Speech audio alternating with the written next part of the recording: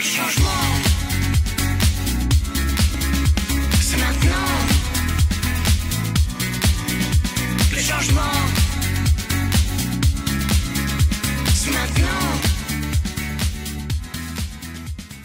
L'élection législative qui se déroule ce dimanche, toujours en partenariat avec la Dépêche du Midi, représentée par Stéphane Bersauteur, et Sud-Ouest, représenté par Marion Chariot. Nous inviter ce soir Jean-Denis Duséjour, député sortant et candidat pour l'UMP, et Lucette Lousteau, conseillère régionale, et aussi candidate, bien sûr, pour le Parti socialiste. Il y a un risque, oui. C'est la crainte que j'exprime déjà depuis quelques semaines. Il y a un risque. Il y a une analyse à la fois politique et mathématique qui pourrait nous conduire à ce stade.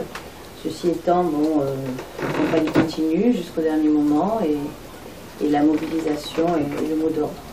Je crois que c'est une mesure de justice que beaucoup de personnes attendaient et comme vous le savez, ça concerne un peu plus de 100 000 personnes. Je crois que c'est la négociation sociale qui donnera les limites de cette nouvelle réforme. Et je peux dire que là, c'est vrai qu'il parle en socialiste, parce que le gouvernement qu'il a soutenu pendant 5 ans a battu le record de tous les prélèvements. Martin Mavie, Pierre Cohen, Parti socialiste, est vraiment très engagé pour la LGV, et je le répète, c'est pas ce qu'il fait de plus mal. À partir de là, Alain Verret, alors qu'il était en situation de responsabilité à la ville d'Agen, a pris une position qui était clairement pour la LGV. Je vous le rappelle, la ville d'Agen se prononce sans hésitation pour le développement de la réalisation d'une nouvelle ligne à grande vitesse Bordeaux-Toulouse. Il est en situation de responsabilité, c'est le grand débat 2005. Alors ce type d'opportunisme, je le dénonce. Voilà. Et puis je pense que les gens font la différence entre les gens, si vous voulez, qui par opportunisme collent à une certaine position d'association. Et j'ai toujours respecté les associations, qui entretiennent un dialogue correct en profondeur avec eux. Mais après, un maire, lui, il a préparé l'avenir. Il a des documents d'urbanisme à faire. Et donc, par rapport à ça, je sens bien dans la campagne que les gens se disent, ben, après tout, qui les défend le mieux, hein, la grande cohorte des faux culs, ou les gens qui mettent les mains dans le cambouis, hein.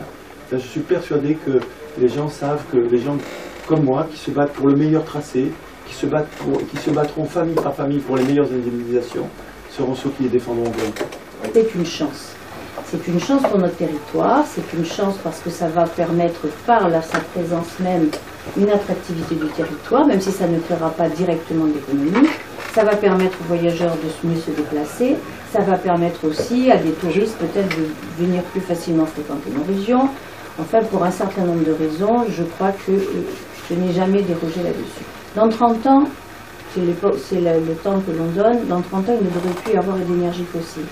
Et moi, je dis que c'est aujourd'hui que l'on doit construire des infrastructures qui permettront aux futures générations de ne pas avoir à assumer entièrement la charge de cette alternative qu'ils devront trouver. Donc, moi, j'ai toujours été pour les réseaux de grande vitesse. Maintenant, sur cette question, je n'ai ni position dogmatique, ni position démagogique. La position démagogique consisterait peut-être aujourd'hui à dire « Oh, je suis pour le réaménagement de la ligne actuelle ». La position dogmatique serait de dire « Je suis pour la LGV tel que le tracé a été retenu ». Eh bien, dans un cas comme dans l'autre, j'ai des interrogations. Et moi, ce que je souhaiterais, c'est qu'on lève un certain nombre de ces interrogations. Notamment sur le financement, parce que c'est le financement, la maîtrise des coûts, et puis peut-être d'autres sujets sur lesquels on reviendra peut-être au cours de la discussion. Mais j'ai des questionnements, comme j'ai des questionnements sur l'étude qui a été demandée et faite sur le réaménagement de la ligne actuelle, qui, de mon point de vue, a encore quelques petites zones d'ombre. Oui. Dans la mesure où ils ont accepté ce tracé pour la gare à l'extérieur d'Agen. Ça, voilà encore un sujet sur lequel je n'ai jamais été d'accord et sur lequel je ne danse pas au bal des fous non plus. J'ai tous les jours exprimé, je me souviens, c'était à l'époque où j'étais encore au Conseil général et au début du débat public, ça avait été ma préoccupation de conserver la gare au centre d'Agen. Ça aussi une décision qui sera lourde de conséquences pour les Agenais et pour la ville d'Agen. Je voulais dire techniquement, apparemment, la ligne à grande vitesse ne peut pas passer par le centre-ville d'Agen. Écoutez, la ligne à grande vitesse, elle va passer dans Bordeaux, elle va passer dans Toulouse, elle va passer à Dax et à Bayonne. Alors je ne vois pas quelle particularité on a à Agen pour qu'elle ne puisse pas passer chez nous. C'est affreux, c'est un exercice délicat, oui, c'est le CSA, mais si l'un de vous deux est élu député, vous pourriez dire au CSA d'arrêter les temps de parole, ça nous éviterait des émissions difficiles, pour ne rien vous